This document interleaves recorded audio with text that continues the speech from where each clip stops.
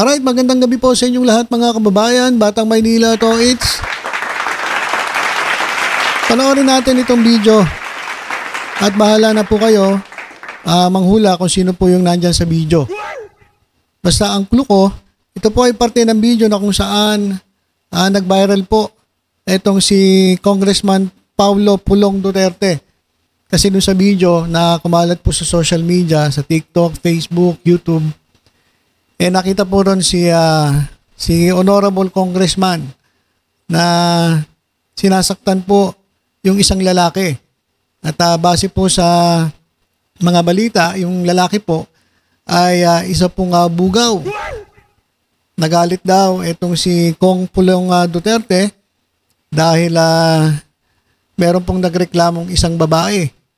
Yung mga babae na po yun ay in-order po dito sa bugaw para po makasama ni Congressman Pulong Duterte at ng kanya mga bodyguards. Ang kwento ay nagkulang po yung babae pero nagawa na ata ng paraan at pagkatapos po nung kasiyahan nila nagkabayaran na po at kumalat na ang kada isang babae ay 13,000 pesos pero meron daw isang babae na 1,000 lang yung natanggap kaya nagreklamo. Ang pinagdiskitahan ng galit ni Congressman ay etong bugaw. Kasi 'di ba, meron siyang sinabi na ayoko ng babaeng magulo. So siguro nagalit siya kasi nagreklamo yung babae. Kaya siguro nabwisit na rin siya dun sa nagbigay ng babae dun sa bugaw. So yun po yung istorya. And ito po nangyari. Itong makikita natin, hindi ko alam kung after ito o before pa nung altercation na nangyari. Doon po sa pananakit, dyan po sa bugaw. Pero ito, panoorin muna natin kasi ito masaya to. Ito pa po yung panahon na masaya sila. Hindi ko alam kung ito'y before or after ng altercation. Pero basta ang alam ko, masaya. Masaya po itong nasa video. So panoorin po natin mga kababayan. Ayan Grabe. So hinto ko lang muna So makikita natin dun sa unang parte medyo daan-daanan lang natin. Kasi maikli lang po ito. Pinaulit-ulit ko lang para hindi na pa tayo pabalik-balik. So ito, makikita natin dito? Ayan Teka. Ang bilis yan, bilis. Ito. Ayan Ang sweet.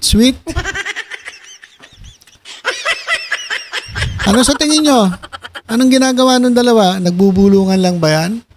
O medyo nagiging intimate na ang nangyayari?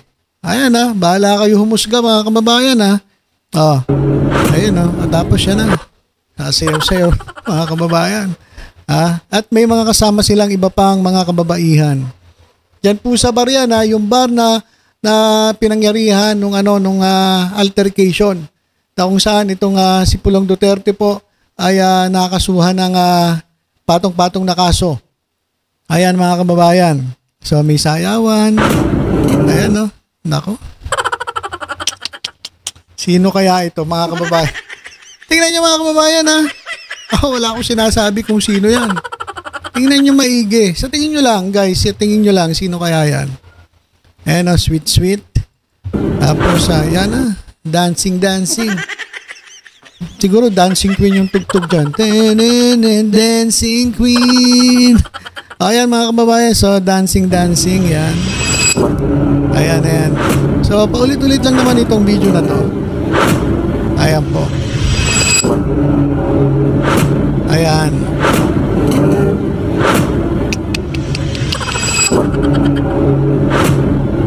Ayan po. Ang kwento pa nung bugaw, kaya nagkaroon ng gulo kasi nagalit po yung babae kasi nagsimula daw sila 8:00 ng gabi hanggang 3:00 ng umaga. So ganun po katagal. Tapos ang bayad 1,000 lang. Kaya nagreklamo yung babae. Nagalit naman si Pulong Duterte. Ayon po dun sa salisay ng bugaw. 'Di ba? Kasi nga siguro ayaw ni Pulong ng magulo. So napagdiskitahan niya yung bugaw. So yan mga kababayan, tuloy natin. Ayan o. Ayan o. Alam kaya nung asawa na itong ng lalaki na andyan sa video. Alam kaya nung asawa yung pinagagawa niya. Ha? Ayan o. Tingnan nyo naman mga kababayan. O. Ayan o. Talaga naman.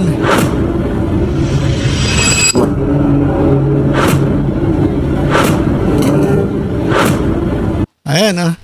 So, sige, tapusin na natin. Ilang ulit lang naman to.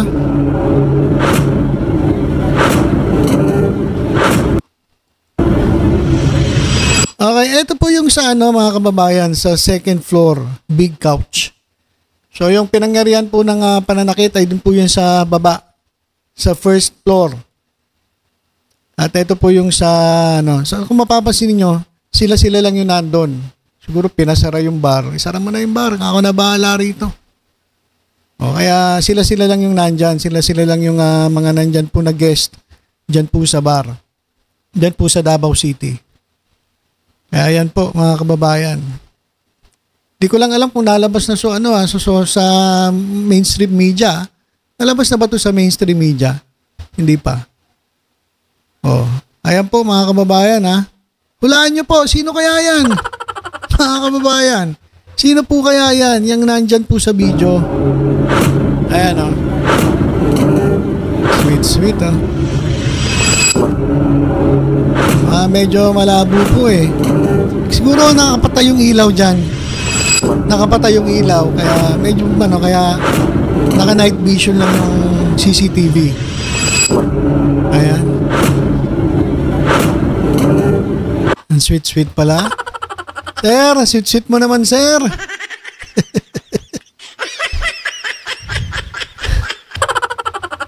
Ayan mga kababayan yung yung nangyari po. Yan po sa bar.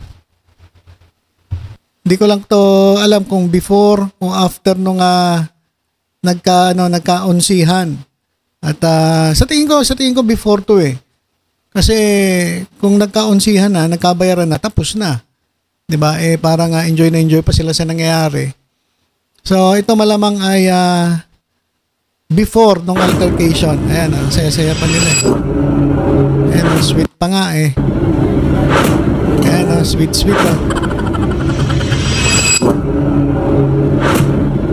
Ayan mga kababayan. Sino po kaya yung nasa video na yan?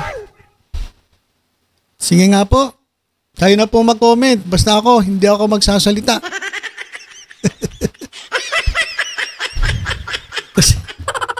Hindi ako magsasalita. Basta alam ko kung sino. Pabahala na po kayo. Kung sino po yan. I-comment nyo na lang po. Yan, kitang-kita naman eh. Oh.